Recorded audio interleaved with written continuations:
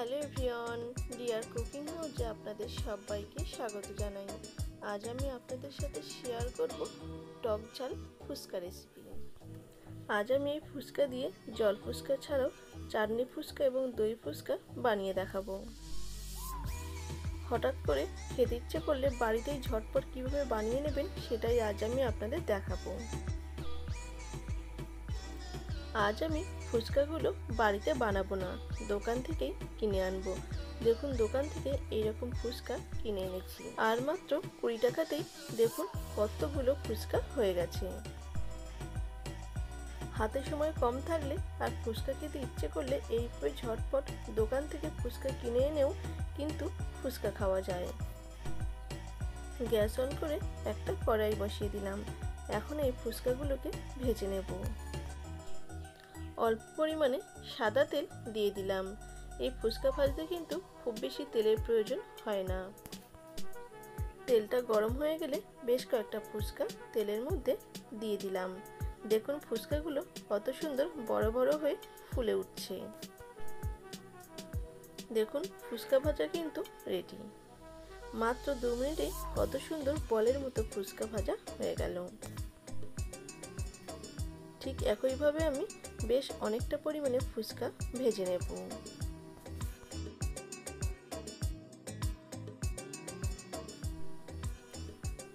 আর এইভাবে ফুলে উঠতে দেখে কিন্তু মনটা খুবই ভালো হয়ে যাচ্ছে।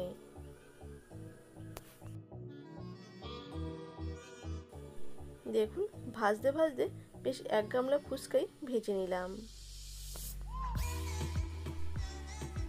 ফুচকা ভাজা হয়ে গেছে। এবার ফুচকার জন্য টক জলটা বানিয়ে নেব। একটা বাটিতে অল্প পরিমাণে তেঁতুল নিয়ে নিই, তার মধ্যে দিয়ে দিচ্ছি জল।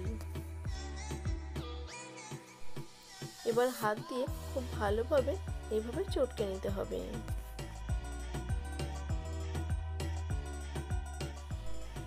খুব ভালোভাবে চটকে নিয়ে এইভাবে বাড়তি অংশগুলোকে ফেলে দিচ্ছি।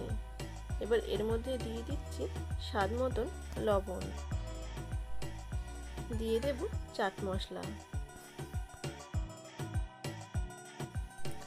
আর দিতে হবে লেবু। এখানে আমি বাড়ির গাছ থেকে 2টো লেবু তুলে নিয়েছি।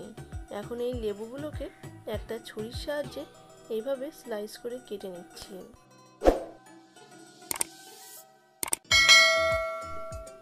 স্লাইস করে নিয়েও এই লেবুগুলোকে এই জলের মধ্যে দিয়ে দিচ্ছি, তাহলে ফ্লেভারটা খুব ভালো আসে।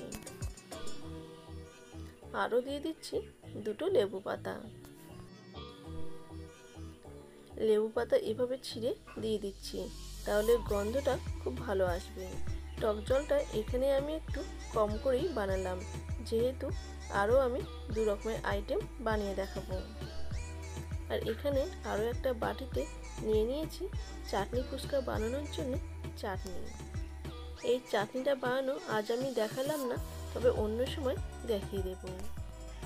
এবার দই ফুচকা বানানোর জন্য দইটাকে রেডি করে নিতে হবে।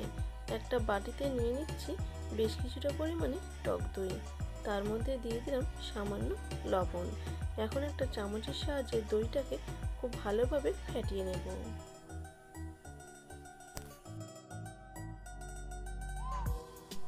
এখন ফুচকার মেন জিনিস আলুটাকে মেখে নিতে হবে।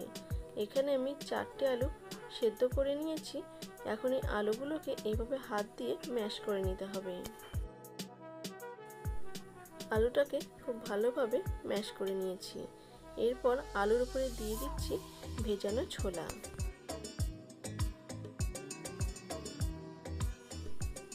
স্বাদ মতন লবণ, আর একটু বিট লবণও দিয়ে নিলাম। এখন দিয়ে দেব চাট মশলা,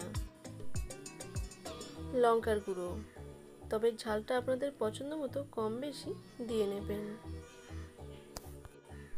দিয়ে দিলাম কয়েকটা কাঁচা লঙ্কা কুচি,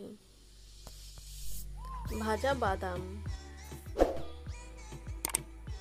যে টক জলটা বানিয়ে রেখেছিলাম তার থেকে কয়েক চামচ টক জলও আলুর মধ্যে দিয়ে দিচ্ছি। এখন সমস্ত উপকরণকে আলুর সাথে খুব ভালোভাবে মেখে নেব। দোকানে ফুচকার আলু কিন্তু এত ভালোভাবে মাখা হয় না, তবে যেহেতু বাড়িতে বানাচ্ছি তাই খুব ভালোভাবেই আলুটাকে মেখে নিচ্ছি। ফুচকার জন্য আলু মাখা একদম রেডি। এবার একে একে পরিবেশনের পালা।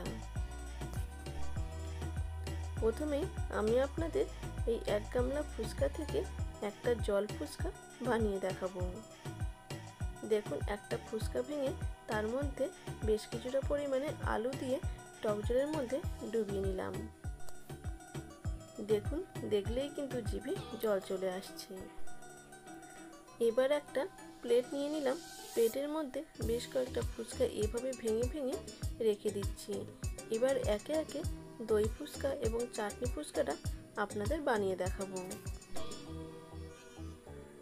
দোকানে তো আমরা অনেক দাম দিয়েই এই দই ফুচকা এবং চাটনি ফুচকা খেয়ে থাকি, তবে বাড়িতে একবার এইভাবে বানিয়ে দেখুন, খেতে কিন্তু দারুণ হয়। দুটো প্লেটেই ফুচকা সাজিয়ে নিয়ে এখন আমি তার মধ্যে আলু ভরে দিচ্ছি। একইভাবে আমি সবকটা ফুচকার মধ্যেই আলু ভরে দিয়েছি। এবার দিয়ে দিচ্ছি চাটনি।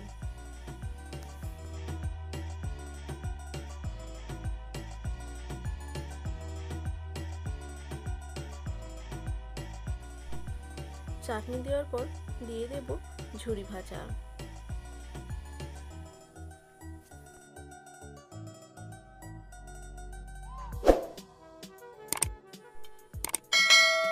দেখতেই পাচ্ছেন কত সুন্দরভাবে চাটনি ফুচকার প্লেটটা সাজানো হয়ে গেল।